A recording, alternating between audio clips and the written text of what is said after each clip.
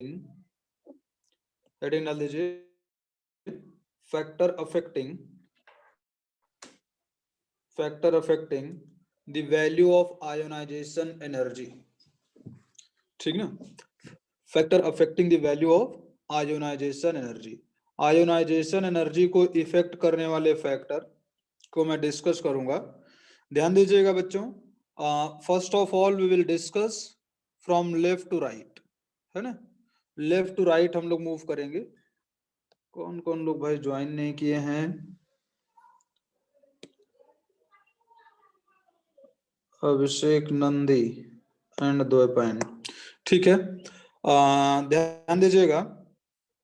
मैं बात कर रहा हूँ फैक्टर अफेक्टिंग दी आयोनाइजेशन एनर्जी। आयोनाइजेशन एनर्जी को इफेक्ट करने वाले फैक्टर, तो सबसे पहला लिख लीजिएगा लेफ्ट टू राइट, नहीं टॉप टू बॉटम पहले लिखिए, पहले टॉप टू बॉटम, ठीक ना, टॉप टू बॉटम। ध्यान दीजिएगा बच्चों, टॉप टू बॉटम, ठीक ना। तो टॉप टू बॉटम के लिए देखिए, आयोनाइजेशन एनर्जी जो होती है ना, it is inversely proportional to number of cell, है ना, नंबर ऑफ सेल के इनवर्सली प्रोपोर्शनल होती है।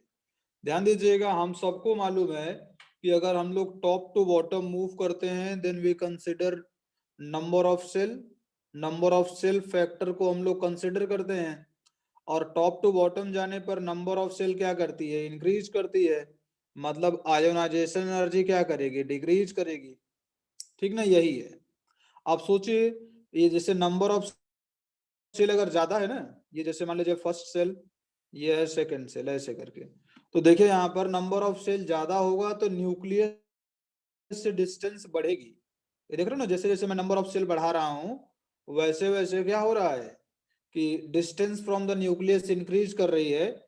मतलब अगर इलेक्ट्रॉन यहाँ पर है, ध्यान दीजिएगा, इलेक्ट्रॉन अगर थोड़ा दूर पर है तो ये समझ रहे हो ना, यहां से इसकी डिस्टेंस ज्यादा, तो मतलब इसका रिमूवल इजी हो जाएगा, ठीक ना, ये आसानी से बाहर निकल जाएगा। इसीलिए हम लोग बोलते हैं कि यहाँ पर आपको कम एनर्जी देनी पड़ेगी आपको इलेक्ट्रॉन को रिमूव करने में, ठीक ना, इलेक्ट्रॉन को रिमूव करने में कम एनर्जी देनी पड़ेगी, इसीलिए आयोनाइजेशन एनर्जी क्या हो जाएगा, कम हो जाएगा। तो आप याद रखिएगा, ionization energy inversely proportional to number of cell, ठीक ना, ये है, कॉपी कर लीजिए बच्चों। यानी कहने का मतलब अगर टॉप टू बॉटम जाते हो तो आयोनाइजेशन एनर्जी क्या करती है भाई, डिक्रीज करती है। आयोनाइजेशन एनर्जी ये टॉप टू बॉटम जाने पर डिक्रीज करती है। लिख लीजिए बच्चों जल्दी से इसको,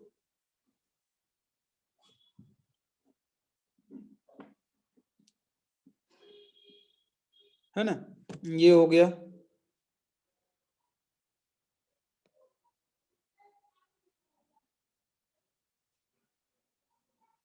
हाँ सर।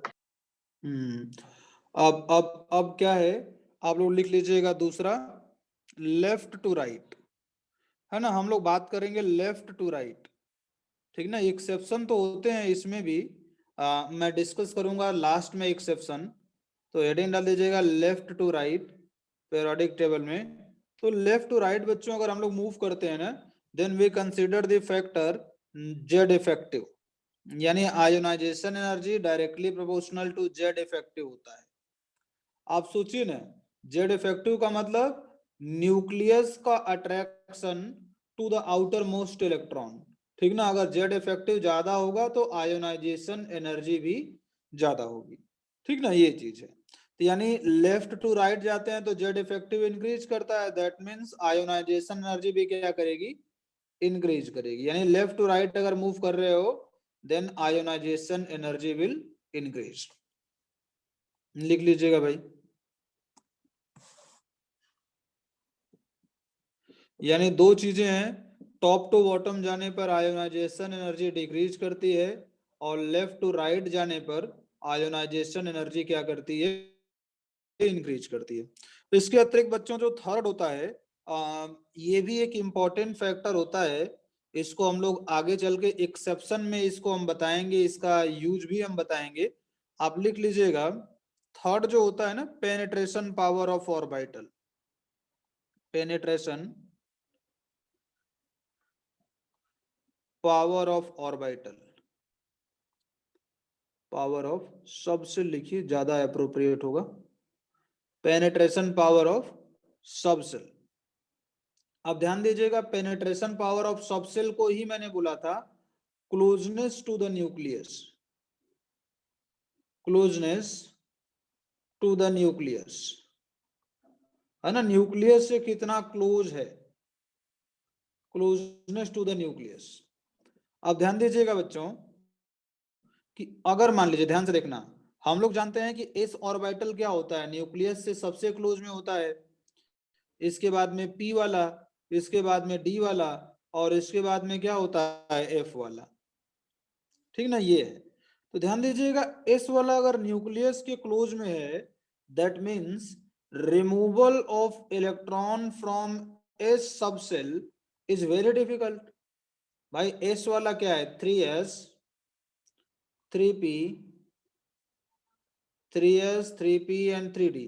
अगर तीन चीजें हैं, सबसे क्लोज में कौन सा होगा, 3s वाला सबसे क्लोज में होगा to the nucleus. That means removal from 3s is very difficult, क्योंकि ये न्यूक्लियस के क्लोज में है।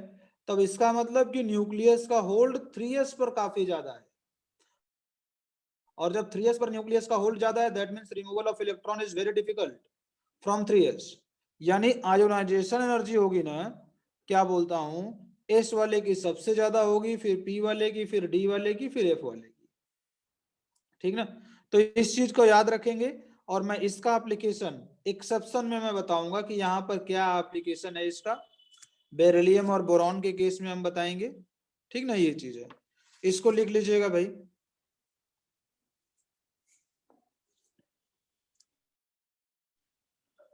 मिटा रहे हैं बच्चों इसको हम।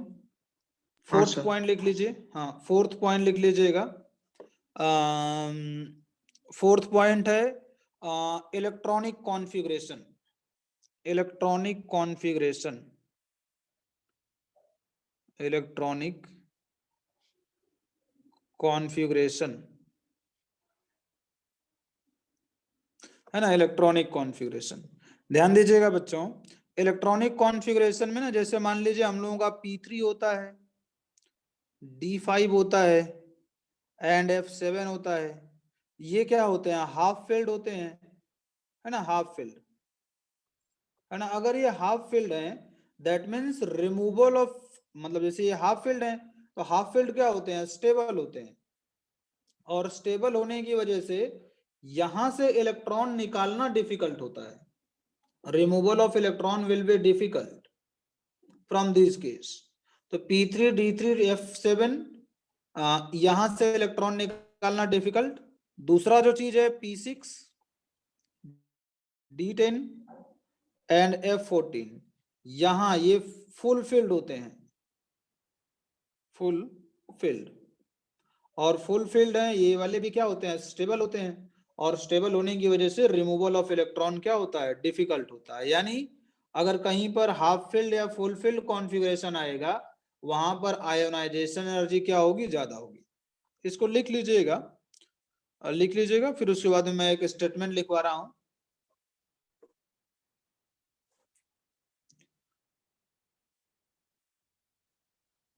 है ना, ये है बच्चों, इसमें लिख लीजिएगा कि half filled and fully filled orbital, half filled and fully filled orbital, half filled and fully filled orbital are relatively more stable, are relatively more stable, so it is difficult to remove, so it is difficult to remove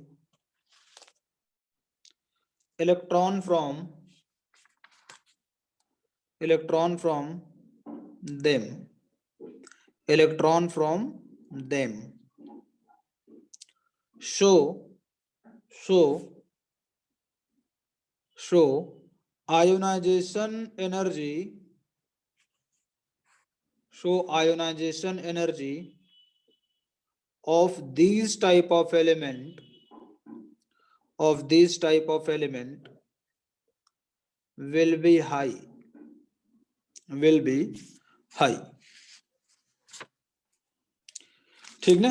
तो कुल मिलाकर के बच्चों हमने यहाँ पर ये बताया कि अगर आप लेफ्ट टू राइट जा रहे हो तो आयोनाइजेशन एनर्जी क्या होगी, इंक्रीज होगी, और टॉप टू बॉटम जा रहे हो तो आयोनाइजेशन एनर्जी क्या करेगी, डिक्रीज करेगी। ऐसे इस चीज को आप लोग याद ही रखोगे। ये लिख लीजिए थोड़ा सा कहीं पर, है ना।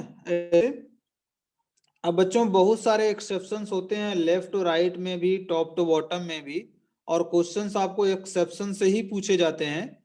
तो आप पहला क्वेश्चन लिखिए, पहला क्वेश्चन लिखिएगा कि arrange the element of, arrange the element of, arrange the element of P1, P2 and P3 orbital, P3 element लिखिएगा, ऑर्बिटल नहीं, element.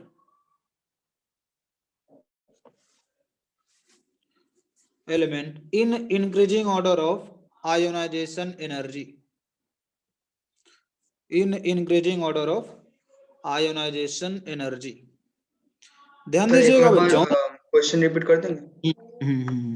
Arrange the element of P1, arrange the element of P1, P2 and P3 element, P3 elements in increasing order of, in increasing order of ionization energy। यानी कहने का मतलब period 1, period 2 and period 3 elements को आपको क्या करना है, ionisation energy के ऑर्डर में लिखना है। ध्यान दीजिएगा बच्चों, मैं पहले पीरियड 1 और पीरियड 2 का बताता हूं, पीरियड 3 वाला आप लोगों को करने के लिए दूंगा। ध्यान दीजिएगा, पीरियड 1 में देखिए हाइड्रोजन है एंड हीलियम है, हाइड्रोजन एंड हीलियम। तो हाइड्रोजन और हीलियम में अब देखिए मैंने बताया था कि लेफ्ट टू राइट जाने पर आयोनाइजेशन एनर्जी क्या होगी, इंक्रीज करेगी, है कि नहीं भाई। हाइड्रोजन हीलियम मैंने बताया था ना कि लेफ्ट टू राइट जाने पर आयोनाइजेशन एनर्जी इंक्रीज करती है, तो हीलियम की ज्यादा हो जाएगी, ठीक ना। तो थोड़ा ज्यादा ही मतलब ये इंक्रीज करती है, जैसे हाइड्रोजन और हीलियम में ना बहुत बड़ा गैप होता है, ठीक है। हीलियम क्या है, नोबल गैस है, and removal of electron from noble gas is very much difficult. तो हीलियम की क्या हो जाएगी, काफी ज्यादा होती है एज कंपेयर टू हाइड्रोजन। लेकिन बच्चों अगर हम लोग पीरियड 2 की बात करते हैं, यहां पर देखिएगा आप लोग, lithium, beryllium, boron, carbon, nitrogen, oxygen, fluorine and neon, ये है। अच्छा आप लोग बताइए कि इसका एक्सेप्शन आप लोग जानते हो अनविक, इसमें? हाँ सर। हाँ हाँ, इसमें इसमें जो एक्सेप्शन है आपको आइडिया है क्या एक्सेप्शन है?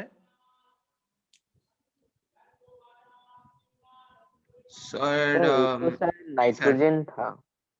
हाँ हाँ नाइट्रोजन, बोलो द्वीपायन है नाइट्रोजन, और एक एक्सेप्शन है, पता नहीं सर, बेरिलियम या फिर बोरॉन था। बेरिलियम बोरॉन है, हाँ ठीक ना, ये है। ध्यान दीजिएगा बच्चों, देखिए ऑर्डर कैसे होना चाहिए था, नियॉन का सबसे ज्यादा, फिर fluorine, oxygen, nitrogen, carbon, boron, beryllium, ऐसे ये ऑर्डर होना चाहिए था, ठीक ना, ये सही था। मतलब इसमें मतलब ऐसा होना चाहिए था, बट ये ऑर्डर गलत होता है। गलत क्यों होता है मैं आपको समझा रहा हूं। देखिए अगर बेरिलियम का कॉन्फ़िगरेशन देखोगे तो आउटर मोस्ट का कॉन्फ़िगरेशन आ जाएगा 2s2, और यहां पर बोरॉन का कॉन्फ़िगरेशन लिखोगे तो आ जाएगा 2s2 2p1, है ना, ऐसे 2s2 एंड 2p1। अच्छा ऑक्सीजन और फ्लोरीन का थोड़ा सा देख लेते हैं। तो ऑक्सीजन का आ जाता है 2p3, सॉरी फास्फोरस का जाता है 2p3, एंड ऑक्सीजन का आ जाता है आपका 2p4, ठीक ना, ये 2p4 आ जाता है। ये हो गया हम लोगों का। अब देखिए बच्चों ध्यान से, ये हो गया। अच्छा हम लोग थोड़ा सा इन दोनों को देखते हैं ध्यान से, है ना, इन दोनों को देखते हैं, बेरिलियम और बोरॉन को। अब देखिए बेरिलियम में इलेक्ट्रॉन का रिमूवल किससे है, तो एस ऑर्बिटल से है या फिर एस सबसेल से है, यहाँ पर पी से रिमूवल इलेक्ट्रॉन का होगा। तो देखो डिफिकल्ट कहां पर होगा, बेरिलियम में होगा, बोरॉन में नहीं होगा। मैंने बताया था अभी थोड़ी देर पहले कि एस वाला क्या होता है, it will be close to the nucleus. तो बेरिलियम और बोरॉन में ना बेरिलियम का ज्यादा हो जाता है बोरॉन से, है ना। ये वाला यहाँ पर आ जाएगा और ये वाला यहाँ पर चला जाएगा, ऑर्डर उल्टा हो जाएगा यहाँ पर। अच्छा नाइट्रोजन ऑक्सीजन, देखो नाइट्रोजन में देखो ये क्या है ना, नाइट्रोजन में क्या है, हाफ फिल्ड है ना, ये हाफ फिल्ड है। और हाफ फिल्ड होने की वजह से यहां से भी इलेक्ट्रॉन निकालना डिफिकल्ट है। तो यहाँ पर नाइट्रोजन का ज्यादा हो जाता है, ऑक्सीजन का कम हो जाता है। तो बस यही एक्सेप्शन है, नियॉन जो होगा वो सबसे पहले आ जाएगा और एक्सेप्शनली इसका ज्यादा होगा, काफी ज्यादा होगा। फिर उसके बाद में आ जाएगा फ्लोरीन, फ्लोरीन के बाद में आएगा नाइट्रोजन, नाइट्रोजन के बाद में आएगा ऑक्सीजन, ऑक्सीजन के बाद में आएगा कार्बन, कार्बन के बाद में आ जाएगा बेरिलियम, और बेरिलियम के बाद में आ जाएगा बोरॉन, और बोरॉन के बाद लास्ट में आ जाएगा आपका लिथियम। इंपॉर्टेंट एक्सेप्शन है, छोटे एग्जाम में पूछ लिया जाता है। अब तो हालांकि पुरानी बात हो गई है, बट पूछ लिया जाता है जरूर। यहाँ पर देखिए ये आपको चेंज देखने को दिखेगा और यहाँ पर ये चेंज एक देखने को मिलेगा आपको। सार्थक समझ में आ गया ना? हाँ सर। पहले से जानते थे सार्थक ये? नहीं सर, मतलब पता था लेकिन भूल गया था। ठीक है बच्चों, भूलिए मत एकदम, अब टाइम आ गया है, लड़ाई के लिए धीरे धीरे तैयार हो रहे हो आप लोग।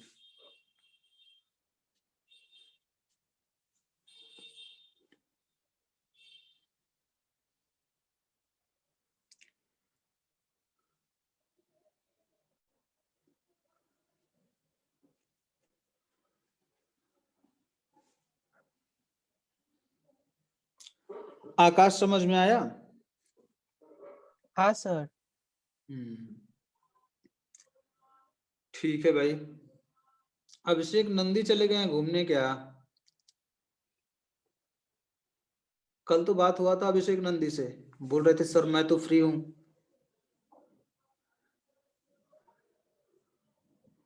चलिए, सर मैंने कॉल किया था उससे, वो उसने पिकअप नहीं किया। हाँ तो अभिषेक नंदी मस्त, हो सकता है सो रहे होंगे, क्योंकि रात में वो लोग पढ़ाई करते हैं ना। चलिए तो अच्छा बच्चों, आप लोग पीरियड 3 वाले एलिमेंट को थोड़ा अरेंज कीजिए, तो टाइम मत लगाइएगा बच्चों, तो आज जल्दी से कीजिएगा। पीरियड 3 वाले एलिमेंट को आप लोग अरेंज कीजिए।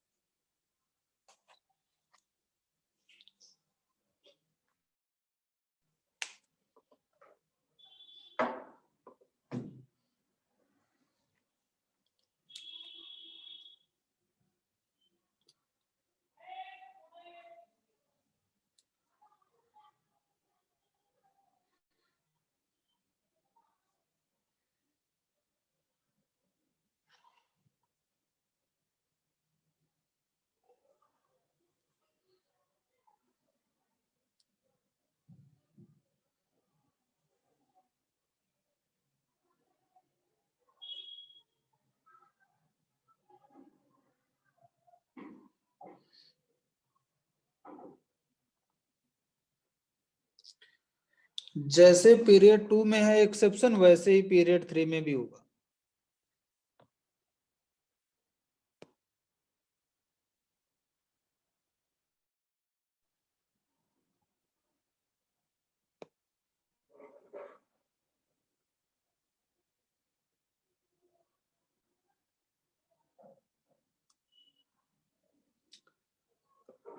हो गया आयुष? हाँ सर। हाँ सर। बच्चों देखिए, यहाँ पर थोड़ा सा ना ये चीज लिख लीजिएगा, पेनिट्रेशन, पेनिट्रेशन जो है वो S वाले का ज्यादा है एज कंपेयर टू P। यहाँ पर थोड़ा सा लिख लीजिएगा, नहीं तो भूल जाओगे आप लोग। ये है। तो ठीक है भाई, यहाँ पर जो है ना आपका जो पीरियड 3 वाला है, पीरियड 3 वाले में ऑर्डर हो जाएगा आपका। देखिए सोडियम सबसे कम आ जाएगा, फिर मैग्नीशियम नहीं आएगा, एल्यूमिनियम आ जाएगा, और एल्यूमिनियम के बाद में आ जाएगा आपका सिलिकॉन, नहीं मैग्नीशियम आएगा ना इसके बाद में, मैग्नीशियम आ जाएगा, उसके बाद में सिलिकॉन आ जाएगा, सिलिकॉन के बाद में फास्फोरस और सल्फर में फास्फोरस का ज्यादा होगा, सल्फर का कम होगा, फिर फास्फोरस आ गया, फिर क्लोरीन एंड देन आर्गन का काफी ज्यादा होगा। एक्सेप्शन जहां पर है उसको थोड़ा सा अंडरलाइन कर दीजिए, एक्सप्लेनेशन वही है जो पिछले वाले में था, है ना, ये चीज है। तो बच्चों देखिए यहाँ पर अगर आप पीरियड 2 और पीरियड 3 को अच्छे से देखोगे तो आपको समझ में आएगा कि बेरिलियम का ज्यादा होता है बोरॉन से, है ना। अच्छा, बेरिलियम के नीचे होता है मैग्नीशियम, कैल्शियम, स्ट्रोंशियम, बेरियम, है ना। अच्छा, बोरॉन के नीचे boron, aluminium, gallium, indium and thallium, ठीक ना। तो ध्यान दीजिएगा बच्चों, यहाँ पर बोरॉन बेरिलियम का ज्यादा, फिर मैग्नीशियम का ज्यादा, कैल्शियम का ज्यादा, इंडियम का बच्चों ज्यादा होता है स्ट्रोंशियम से, एंड थैलियम का ज्यादा होता है बेरियम से। इस चीज को थोड़ा सा याद रखिएगा, बट इतना ज्यादा नहीं पूछा जाएगा, ये मान के चलिए आप लोग, ठीक ना। फिर भी आप लोग इसको थोड़ा सा याद रखिएगा, है ना, ये चीज है।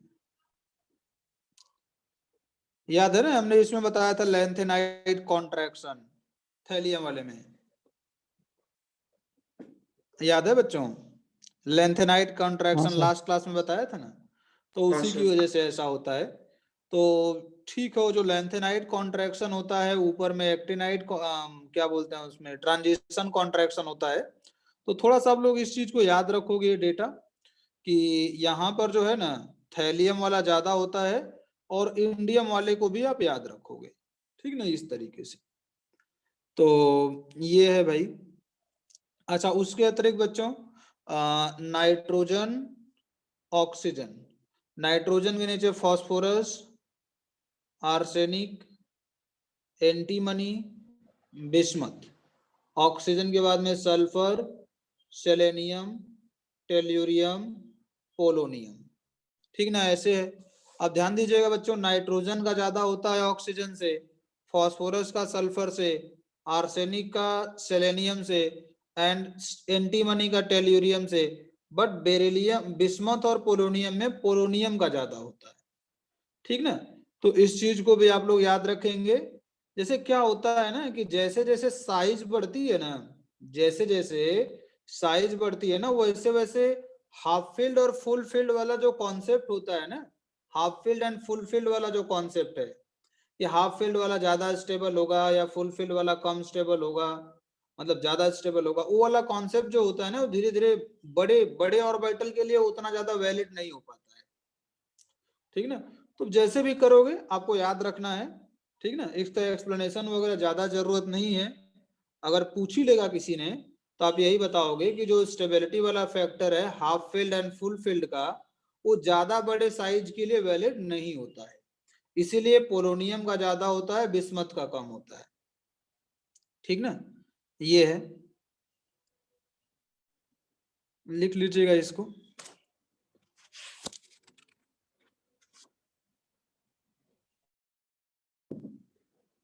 हाँ सर। अब बच्चों लिखिएगा कि arrange the group 1 and 2 element, arrange the group 1 and 2 element, group 1 और group 2 element in order of ionization energy, ionization energy के ऑर्डर में करना है। ये देखिए लिथियम, बेरिलियम,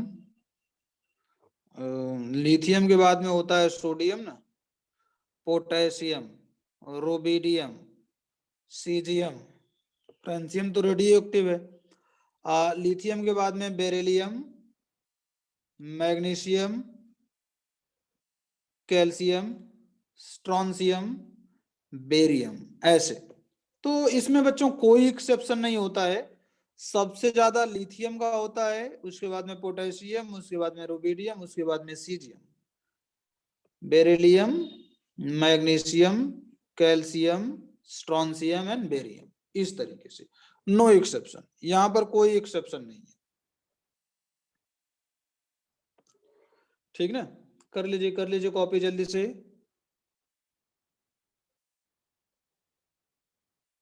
अच्छा बच्चों, maximum ionization energy and minimum ionization energy. Maximum ionization energy क्या है और मिनिमम आयोनाइजेशन एनर्जी किस एलिमेंट की है, बताएंगे आप लोग।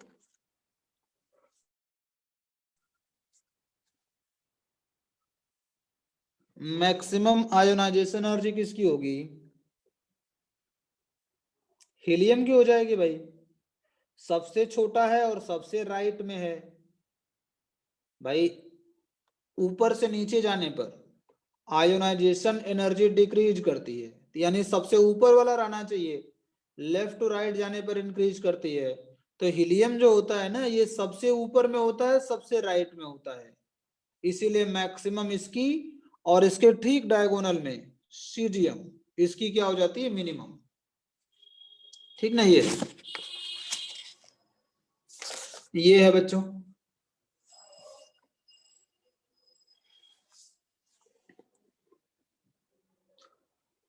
अच्छा भाई, एक क्वेश्चन लिखिएगा बच्चों कि कंपेयर, क्वेश्चन लिखिएगा, कंपेयर सेकेंड आयोनाइजेशन एनर्जी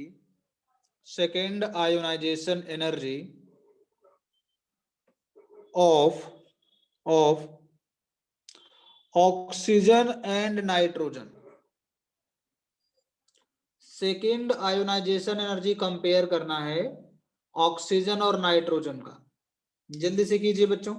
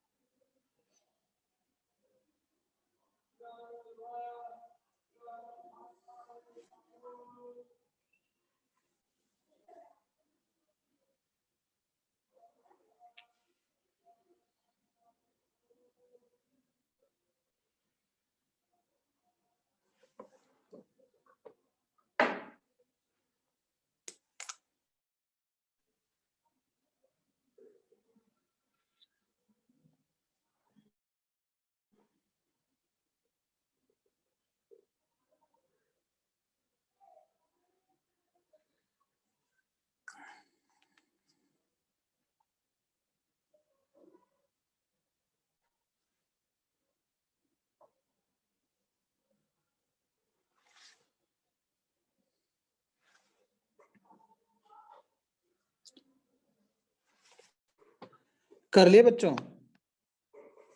कौन सा आंसर आया आकाश, जल्दी से बता। हाँ बोलो दो पैन। ऑक्सीजन का ज्यादा energy.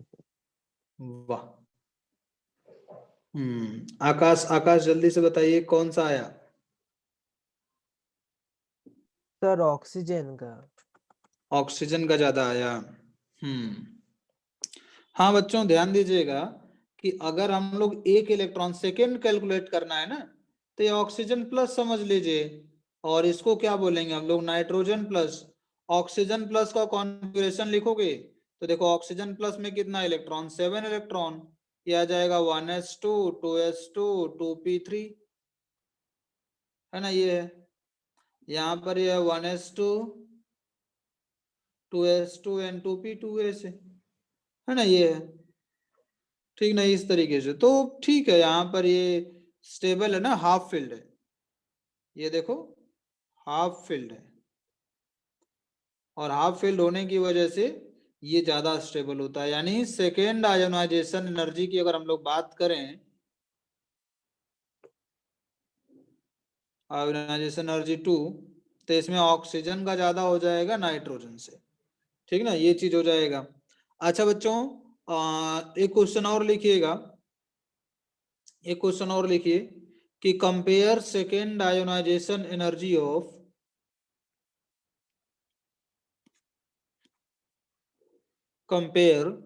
second ionization energy of chromium and manganese. Chromium और मैंगनीज का सेकेंड आयोनाइजेशन एनर्जी कंपेयर करना है।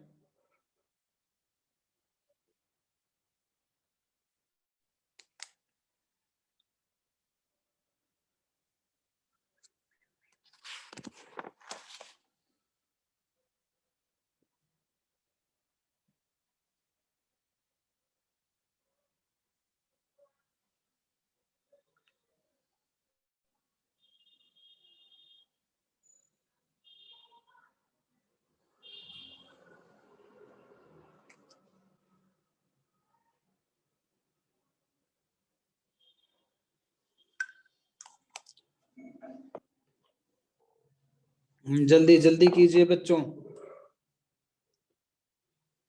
आदित्य आ गया आंसर? नहीं सर, कर रहा हूँ सर। जल्दी जल्दी कीजिए।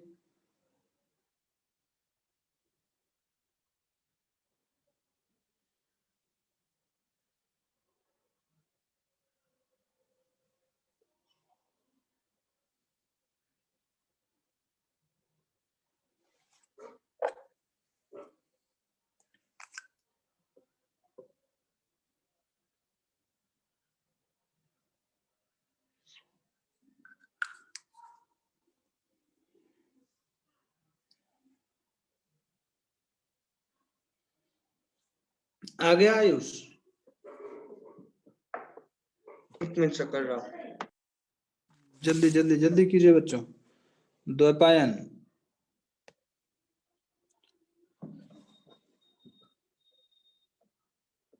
द्वैपायन हाँ सर, आ गया आंसर इसका? सर नहीं सर मैंगनीज, कर रहा हूँ। जल्दी जल्दी कीजिए बच्चों। सर मैंगनीज होगा। हाँ, मैंगनीज बोल रहे हो? हाँ sir. Chromium and manganese, manganese नहीं होगा, क्रोमियम होगा ना। देखो हाँ सर, क्रोमियम वाला। क्रोमियम आएगा ना। देखो क्रोमियम में मैं देखो सेकेंड की बात हो रही है ना, तो यहाँ पर क्रोमियम प्लस हो जाएगा पहला इलेक्ट्रॉन निकलने के बाद में, यहाँ पर मैंगनीज प्लस। कॉन्फ़िगरेशन इसका आ जाएगा 3d5, है ना। देखिए बच्चों यहाँ पर एक्सेप्शनल होता है, मैं थोड़ा अच्छे से ही बता देता हूँ इसको। देखिए क्रोमियम का कॉन्फ़िगरेशन लिखोगे ना तो 3d5 आएगा एंड 4s1। इसका कॉन्फ़िगरेशन लिखोगे तो 3d6 आएगा, 4s2 आ जाएगा, नहीं 3d5 आएगा एंड ये क्या बोलता हूं कि 4s2, ठीक ना। अच्छा देखो एक इलेक्ट्रॉन निकालने के बाद में, यानी क्रोमियम प्लस की अगर हम बात करेंगे तो क्रोमियम प्लस आ जाएगा 3d5, और यहाँ पर मैंगनीज प्लस की अगर हम लोग बात करेंगे तो यह आ जाएगा 3d5 4s1, ठीक ना। यहाँ पर ऐसे अब देखो ये हाफ फील्ड है ना, तो स्टेबल होता है, ठीक ना, यह स्टेबल है। और ये क्या है, लेस स्टेबल है। देखिए बच्चों S1 हाफ फील्ड नहीं बोला जाता है, ये S1 एक ऑर्बिटल ही है, इसमें एक इलेक्ट्रॉन, ये हाफ फील्ड नहीं है। मतलब ठीक है हाफ फील्ड है बट उतना ज्यादा स्टेबल नहीं होता है, ठीक ना। ये D5 जो है ये काफी ज्यादा स्टेबल होगा, और इसकी वजह से क्रोमियम का जो सेकेंड आयोनाइजेशन एनर्जी होगा ये ज्यादा हो जाएगा एज कंपेयर टू मैंगनीज, ठीक ना। ये अब बच्चों एक क्वेश्चन लिखिए, एक क्वेश्चन और लिखिए,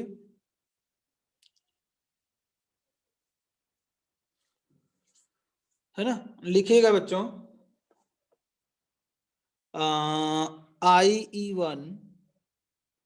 IE1 comma IE2 and IE3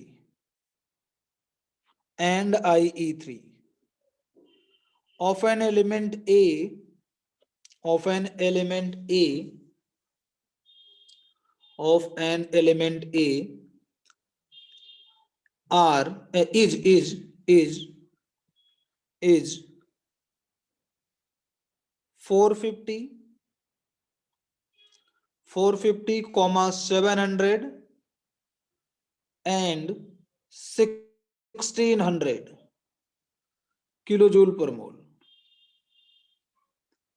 kilojoule पर मोल। ठीक ना, ये है 450, 700 एंड 1600 किलोजूल पर मोल रिस्पेक्टिवली, respectively. Calculate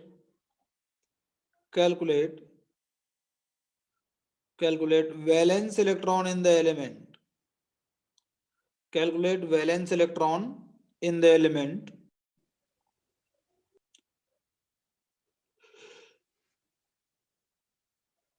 कीजिए बच्चों, कीजिए जल्दी से।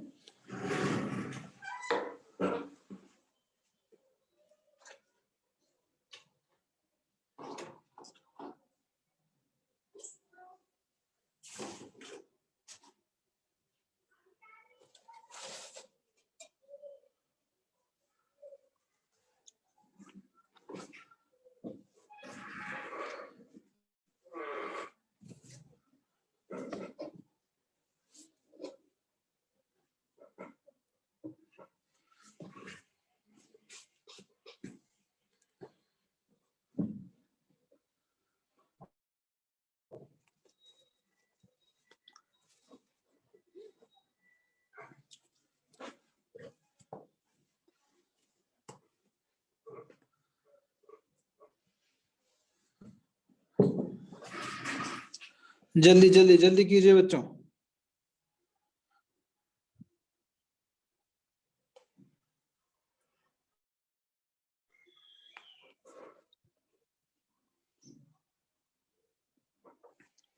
एन बहुत लेट में ज्वाइन किए, एन हाँ सर। बहुत बहुत लेट में ज्वाइन किए आप। हाँ सर, सॉरी सर। क्यों क्यों लेट हुआ भाई? सर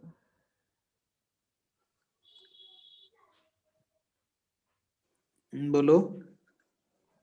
हाँ सर, थोड़ा क्लास का सर खत्म हुआ अभी। अच्छा अच्छा अच्छा,